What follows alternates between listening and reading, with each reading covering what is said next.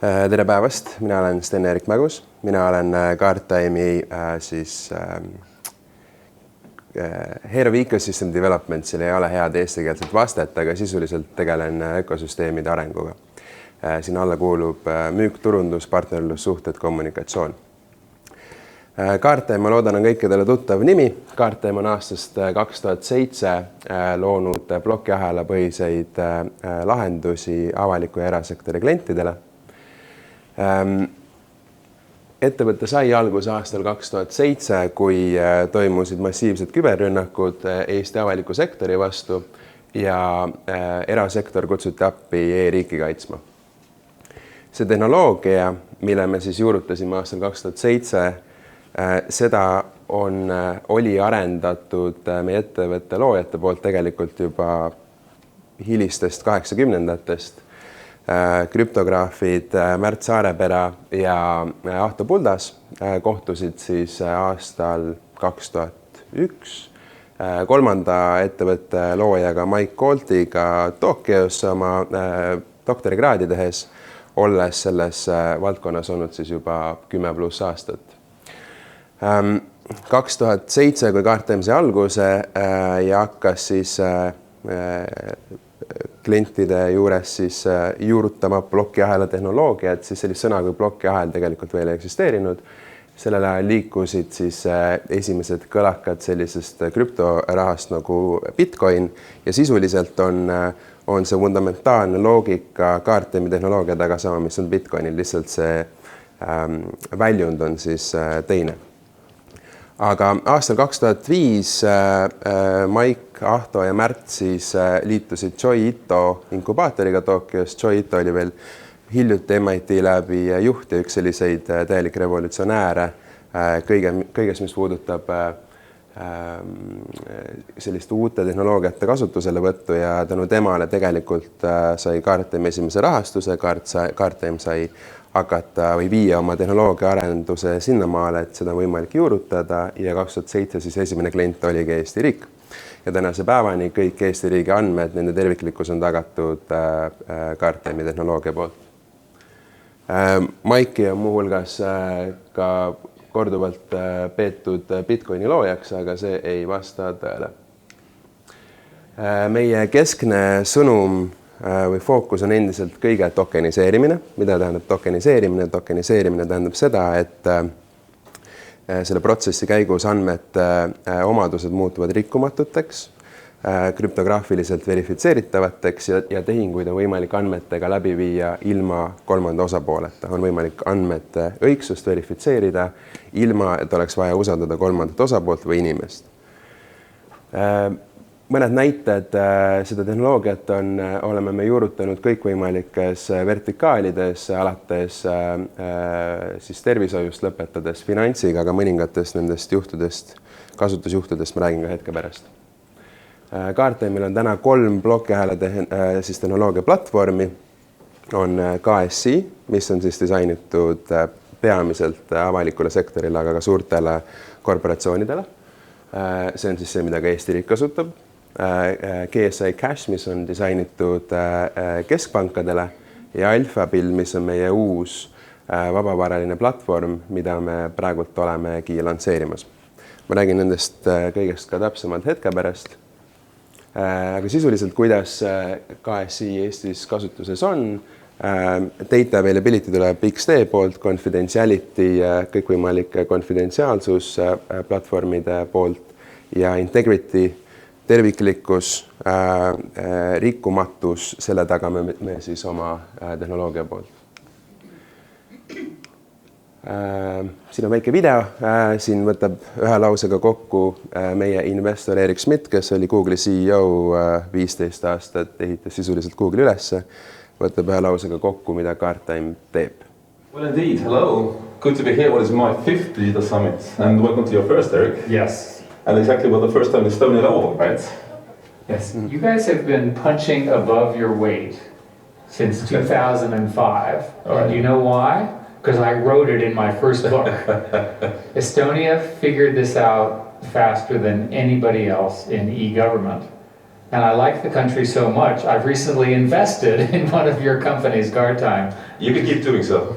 Yes, and I intend to do more. Right. Guard Time will present later this afternoon. They're basically, think of it as they secure data, Yeah. right, on your network. Igal juhul ja sisuliselt see ongi see, mida me teeme, me turvame andmeid. Ja põhjus, miks Erik Schmidt investeeris Guard Time'i, ma räägin sellest ka hetke pärast, kui me saame slaidid uuesti tagasi. Okei, aga enne veel, kui ma räägin, miks Erik Schmidt investeeris, on siin mõned näited ka sellest, millistes andmebaasides on KSI siis Eestis kasutusel ja võib öelda, et enamik neist on väga kriitilised, väga olulised ja kuidas sisuliselt see tehnoloogia toimib. Sa võid võtta ükskõik millise digitaalse faili, olgu see PDF või olgu logfail, tokeniseerid selle ja sa saad vastu sellise rea, mis ei ole inimloetav, mida ei saa siis tagasi keerata, aga mida on võimalik verifitseerida. Ja see siis see kogu justkui muutub üheks selliseks tokeniks, mis siis agregeeritakse kliendi poolel, olgu see klient kas siis riik või erasektor või mis iganes organisatsioon, lisatakse see järgmisele levelile, agregeeritakse, kuni see lisatakse siis sinna blockchaini kalendrisse. Mõned näited päriselu kasutusjuhtudest. Meie täna kõige kasumlikum klient on Lockheed Martin, mis toodab hävituslennukeid, näiteks nagu F-35, F-22, Black Hawk helikoptereid ja me oleme tokeniseerinud kogu nende siis tarkvara tarneahela ja informatsiooni tarneahela ja osaliselt ka füüsilise tarneahela, mis tähendab siis seda, et ei ole võimalik või tänu millele ei ole võimalik siis muuta andmeid nendes süsteemides, protsessides ja tänu sellele püsivad need lennukid siis sisuliselt õhus. Üks näide Neomist. Neom on täna peaks olema maailma kõige suurem ehitusobjekt. Me oleme tokeniseerinud need ehitussõidukid, mida täna on seal oluliselt üle 10 000 ja järgmise sammuna tokeniseerime ka need ehitustöölised, läbi mille on võimalik siis ehitada kogu selline end-to-end visibility transparency nende rekkade liikumist, on võimalik verifitseerida rekkade autentsust, kas see juht ja sõiduk klapib, kas see kargo ja auto klapivad, kas see on korrektselt hooldatud sõiduk, samamoodi siis ehitustööliste vaatest, et kas nad on kindlustatud, kas nendel on see vajalik skillset olemas ja kui sul tekib ülevaade kõikidest nendest tuhandetest ja miljonitest objektidest, siis sa saad ehitada sinna peale kõik võimalikke järgmiseid use cases siis. Ja järgmise tegevusena me oleme töötamas siis kogu selle elektrisüsteemide turvalisuse tagamisega ja potentsiaalselt järgmise sammuna ka digivaluuta siis kohalik Neomile. Ja viimane näide siin on vaktsiinikampaania juhtimise süsteem. Me alustasime sellega tööd natukene peale COVID-i saabumist. Me olime WHO töögrupis, et ehitada selline globaalne vaktsiinisertifikaatide süsteem, mis WHO tasandil ebaõnnestus, õnnestus ainult Euroopa Liidu tasandil või Euroopa tasandil ja sedagi tegelikult lõpuks mitte meie tehnoloogia läbi, sest et see oli liiga uus ja võõras ja innovatiivne otsustajate jaoks. Aga täna käib töö endiselt edasi, et tagada tarneahelate läbipaistvus siis ravimitele. Täna sisuliselt kaob ära ravimitootjal ülevaade tarneahelast see hetk, kui see läheb nende laost välja ja kõik, mis seal vahepeal toimub, millise logistikaettevõtte käest jõuab järgmisesse lattu, tervishoiuameti kätte, kliinikusse ja nii edasi, seal puudub igasugune ülevaade ja selle tagajärjel on ikkagi massiline kogus võltsitud ravimeid turul, eelkõige siis arenevates riikides. Ja täna me tegeleme siis selle projekti elluviimisega Tansaanias.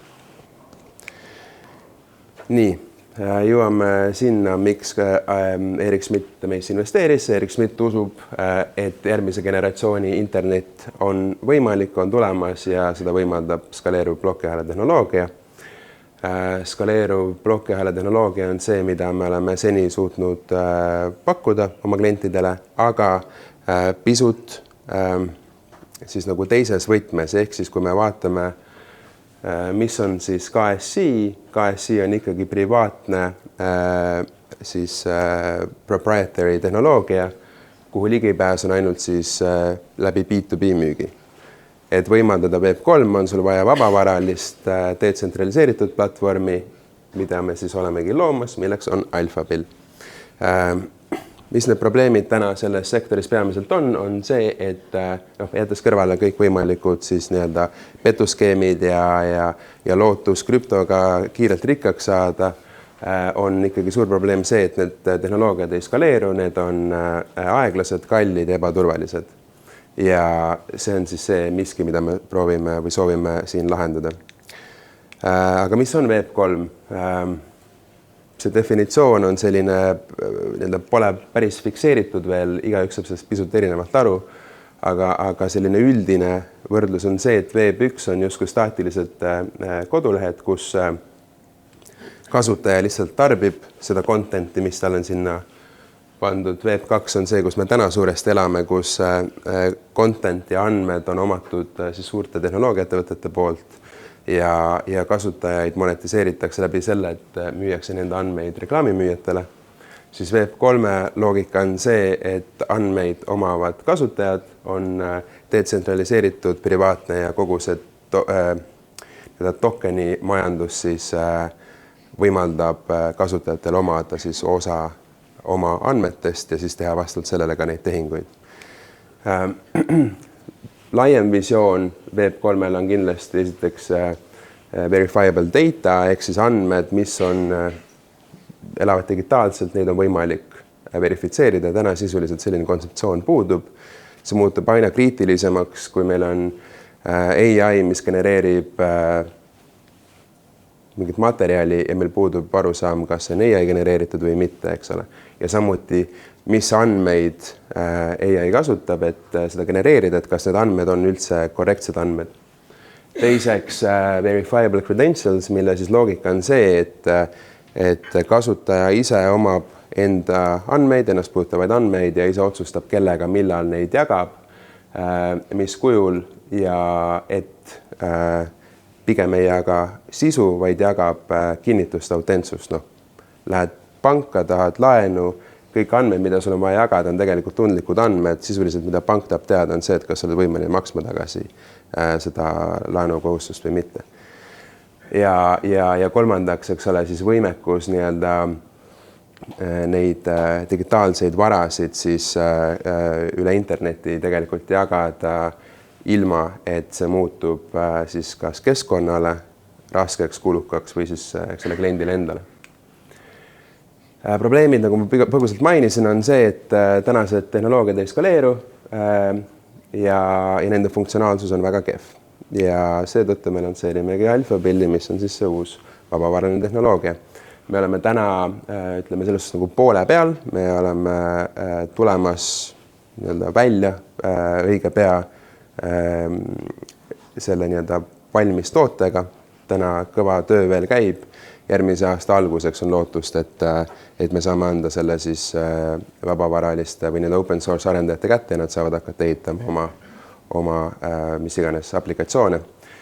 Väga suurt huvi tunneb selle vastu ka Kristo Vaher, ehk siis on varsti näha ka public blockchaini juurutamist Eesti avalikus sektoris loodetavasti. Mõned sellised nagu parameetrid ka, kuidas me üldse jõudsime selle Alphabilli arhitektuurini. Meid kutsuti Euroopa Keskpanga poolt testima digiraha kontseptsiooni, et kas see on tehniliselt võimalik ja me saavutasime 100 miljoni walletiga 2 miljonit tehingut sekundis ja väga madalate kuludega. Võrdluseks ja neid asju ei saa omavahel väga hästi võrrelda. Bitcoin on suurepärane selline proof of concept, aga see ei ole toimiv tehnoloogia. Bitcoini võimekus on ühes sekundis läbi lasta 7 tehingut. Ethereum, mis on teine siis kõige suurem ja täna teine kõige nii-öelda nagu suurema market cap'iga platvorm on 10 tehingut sekundis. Nende peale ei ole võimalik ehitada päris elu probleeme lahendavaid aplikatsioone, selle peale on. Ja samamoodi kõik, mis puudutab siis seda keskkonnateemat, et on teada, et eks ole, krüptorahad on väga keskkonnakahjulikud, aga tegelikult see info põhineb ikkagi sellel nii-öelda aastal 2008 ja 2010 need esimesed siis nagu interatsioonid. Alphabilli näol oleme me suutnud, või tähendab GSA Cash, mis sisuliselt on Alphabill, teha seda oluliselt keskkonnasõbralikumalt kui ka Visa ja Mastercard näiteks võimaldavad. Ma näitaks selle ühe video veel ära ja siis tegelikult ega ma väga palju rohkem ei räägigi. See on selline intro video sellest Alphabilli projektist, et kes on see tiim, mis on see visioon, miks me seda teeme ja mis on need nii-öelda kasutusjuhud. I'm Mike Galt. I'm one of the co-founders of Alphabill. I first learned about virtual currencies in 2005 from an Estonian cryptographer called Mert Sarapiro, and it changed my life. We founded Gartime together in Estonia in 2007, and we've been working on blockchain protocols ever since. Now we are launching Alphabill, a new layer 1 public blockchain designed for massive scale tokenization. We're here on Lake Inari in northern Finland. We're actually here today with the team and we're doing some ice fishing. There are 3 things that you need to know about Alphabill. The first is the tech. It is a complete redesign of blockchain technology from first principles. There are maybe 20,000 cryptocurrencies, 100 L1 protocols. All of them are based on UTXOs or accounts. These provably cannot scale. Alphabill is a new layer 1 based on a monetary unit called the bill. It has a new consensus protocol and a new computational model for smart contracts. The second thing you need to know about Alphabill is the use cases. When most people hear about NFTs, they think about pictures of apes. When we hear NFTs, we think about tokenization of the global economy. We believe that over the next 10 years, every physical, digital, and financial asset will be tokenized, and human trust can be replaced with mathematical truth. Alphabill opens up a whole new world of use cases. It is about the tokenization of networks, the tokenization of data, and the massive scale exchange of digital property rights for Web3. The third thing to know about Alphabill is the philosophy and community behind this project. Crypto today is full of Ponzi schemes and multi-level marketing schemes. We reject this. This is a project built by a community that is passionate about technology and how it can change the world for the better. We have over 6 professors, 15 PhDs, and a team of developers all around the world working on this project. Come and join us and help us build a future together. See innovatsioon seisneb selles, et kui tänased